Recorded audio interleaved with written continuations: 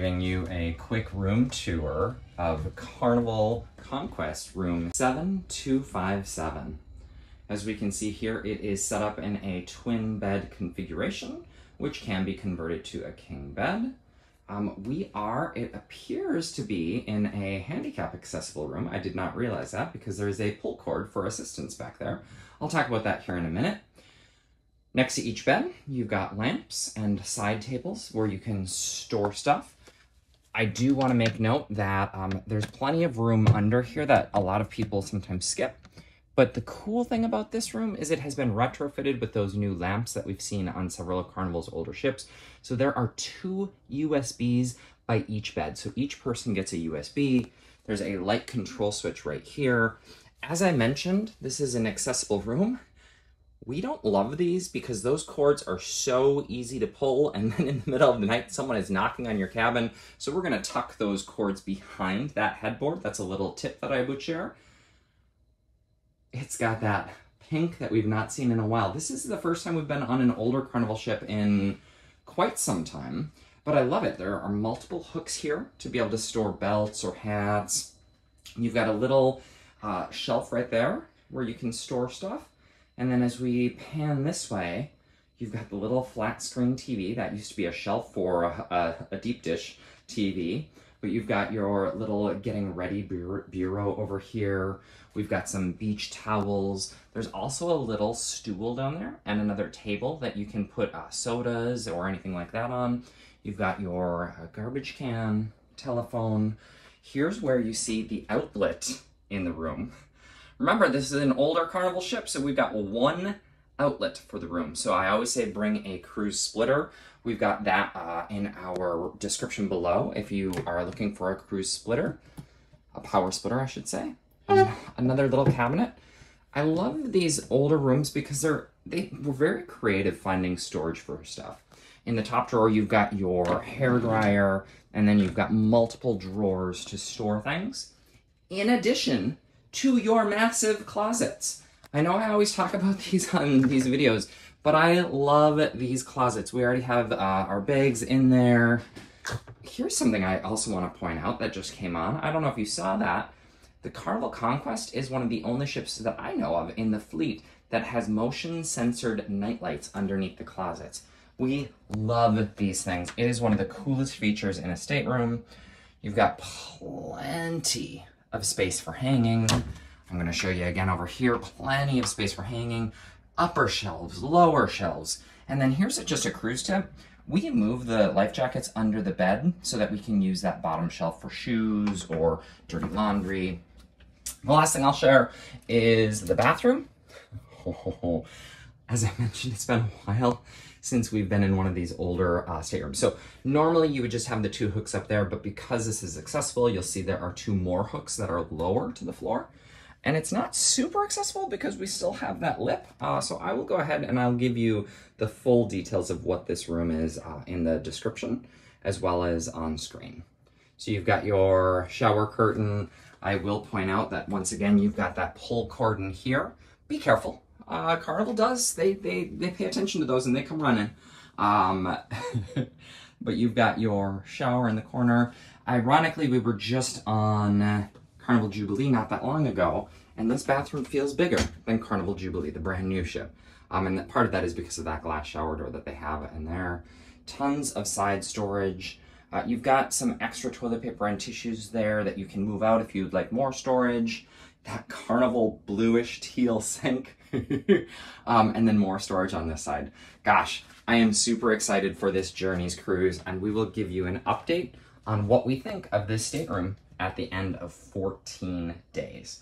For now, I'm gonna go plug into one of these USB ports and charge my phone. Talk to you soon. We just spent 2 weeks in stateroom 7257 on board Carnival Conquest, and I wanted to give you my final thoughts on this stateroom.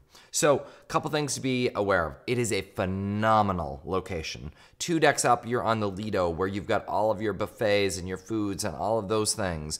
The pool, the main deck, it's phenomenal. 2 decks down, you're at the casino and all of the shops and all of the stores, and the atrium's a couple more decks down. It is just a perfect location on the ship. Plus, if you book an interior, you still have a full front of the ship balcony that is yours to check out. And so that forward space on deck 7, deck 6, it is an amazing secret space, as we call it. The Conquest has those. And so it's just a great location on the ship. Some things you want to be aware of, however, in this room. It has been converted to be an ambulatory accessible stateroom. If you look at the general deck plan, you don't see this indicated. You actually have to go down to the ADA version of the deck plan to see that it is indeed an ambulatory accessible stateroom. What does that mean? It means that the lip to the stateroom has been removed. It also means that there are call buttons by each of the beds. There's a call button in the shower. They've added a bench into the shower, which eats into your shower space. I said to my brother, just yank it out and put it under the bed. Nope, it is hard attached to the wall, so you can't remove it. So those showers aren't big to begin with, and then you add a whole bench into there. It just, that I didn't love about the stateroom. The pull switches you do want to be careful on. Rocky stayed in an ambulatory accessible stateroom once, and they got a knock and a call in the middle of the night because someone accidentally pulled that ripcord. And so be careful, be aware of those features of the stateroom. Also, the mailbox has been moved lower, and there are additional hooks and racks and rails that have been added in to help with ambulatory accessibility. Not a big deal, with the exception of the fact that they've removed the lip to the entrance of the stateroom door. Why is that an issue, you might ask? Well, they didn't actually add anything to the door to fill that gap. So you've got about an 1 to 2 inch gap at the bottom of the door to the stateroom. That means essentially every announcement that's made in the hall is also made in your stateroom. And so on our Journeys cruise, because we had such cool and exotic ports like Barbados and Aruba and Curacao, we didn't mind being woken up every single morning with the announcements because we wanted to get off the ship. However, had I been on a standard Eastern or Western Caribbean sailing, I would have been annoyed because it was literally like our cruise director was standing above our bed making the announcements. And final morning together, everybody. This is so sad. I don't like this. I was very ready for this 14 days, and now it's here, and I'm like, no, can we just... Serenity Night, that was meant to be tonight at 11, is now being moved back into the nightclub. Frustrating for sure if you were someone looking to sleep in on that cruise. We, again, didn't mind it. And in fact, I actually am kind of glad that we had this stateroom because it made us get up and get going with our day.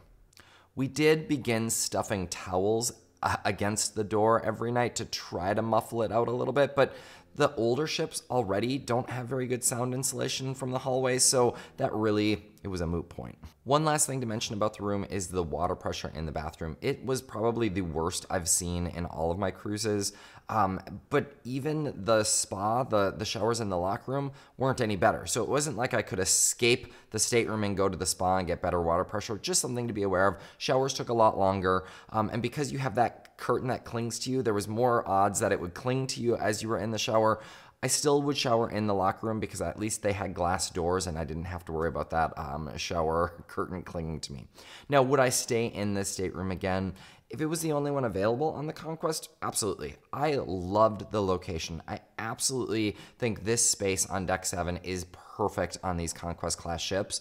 But if there was a stateroom nearby, right around this stateroom available, I would likely pick that over this stateroom, just based on what I know and the experience that I've had in 7257.